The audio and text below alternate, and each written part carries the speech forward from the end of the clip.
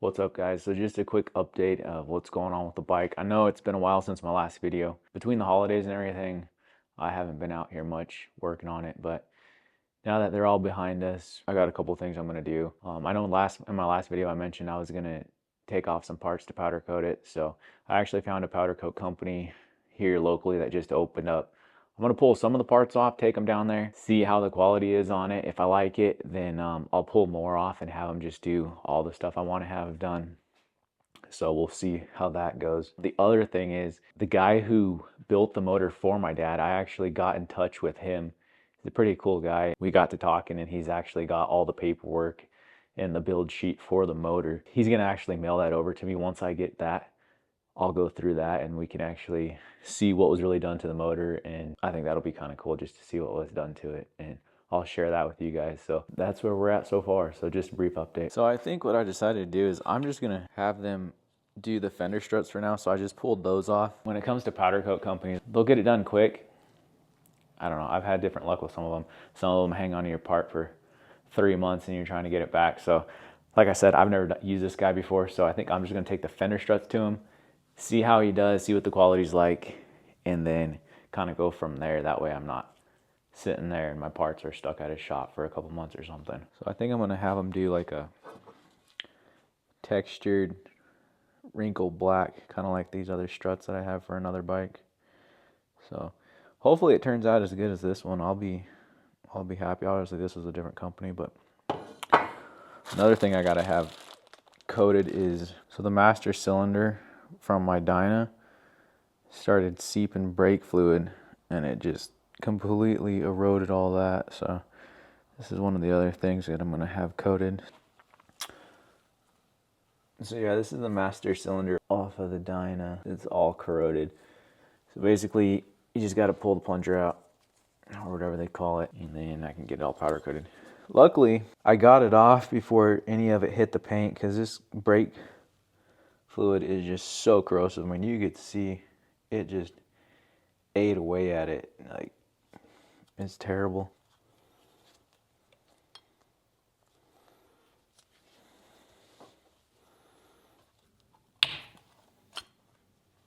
And just like that, you pop her out.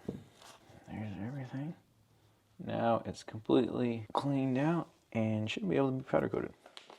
So as promised, the build sheet came in the mail. So let's open it up and kind of go over it and see exactly what they did to it. Oh wow, he's got all the dates, everything. Let's see. So November 7th, 2016. Wow, he really went into some detail on it. I don't know if you guys can see that, but all right. So it looks like my dad took it to David Osman out there in San Diego. First time he took it to him looks like it was in December. Looks like they kind of just opened it up, went through it. This is November of 2016, so the crash happened in October of 2018. So this is about 2 years before he crashed on it is when he took it there and started doing the engine work on it. Looks like it's got a Screaming Eagle 406 cam in it. He says the tops of the guides have been slightly trimmed to clear a higher lift cam, although this cam has stock lift. But remember, both guides sit lower in the head than stock. Valve guides are specifically shaped branch guides. The guides are all worn out. The valve stems are worn.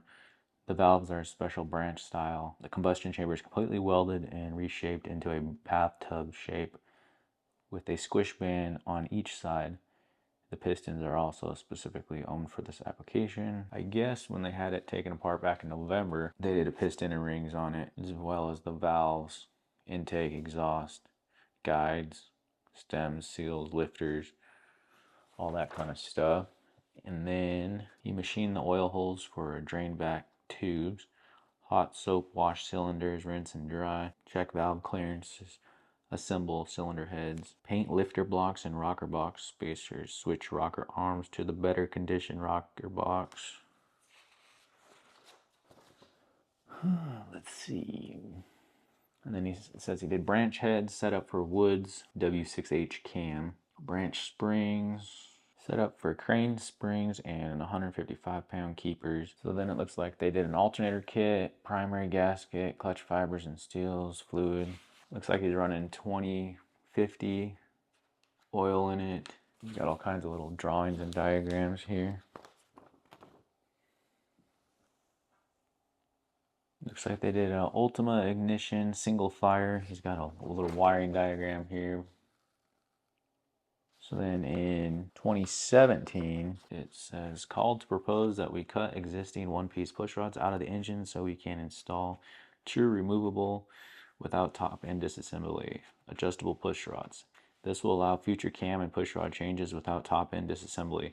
V Thunder 702R installed V Thunder push rods, started engine, it ran good. Apparently his luck held and it hadn't bent a valve. Carburetor was adjusted. So then later on in January, he did a cam bearing, cam seal, change the oil again, steel Screaming Eagle. He did a steel S&S breather valve, crane valve with titanium retainers, top end gasket kit, head gaskets, tappet block, rocker box gaskets, push rod gaskets, intake main gaskets. As part of the job installing the gear cover, discovered cam bearings had failed and damaged camshaft, replaced BRG and cam. Alright, looks like this was the last time he worked on it, and then this is what he did.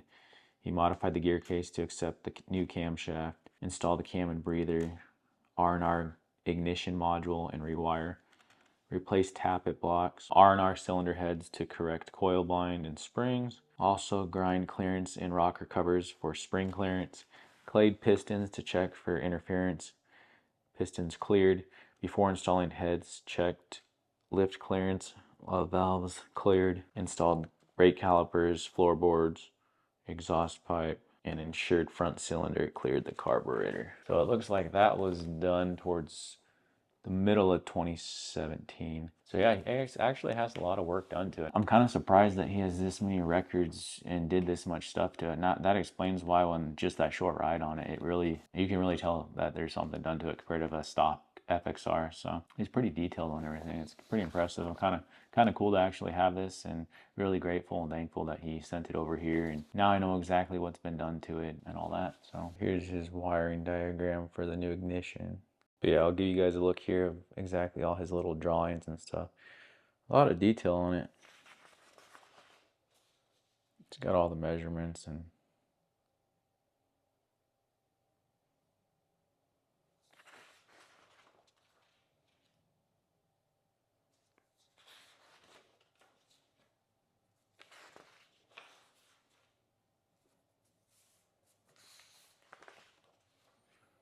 looks like this is a PC machine for the rear brakes, so we could run those calipers on it, not remove the rear brake line.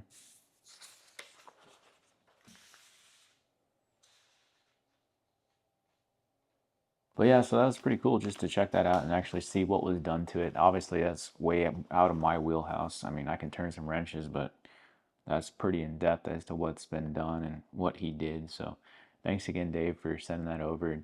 I actually got to talk to Dave on the phone.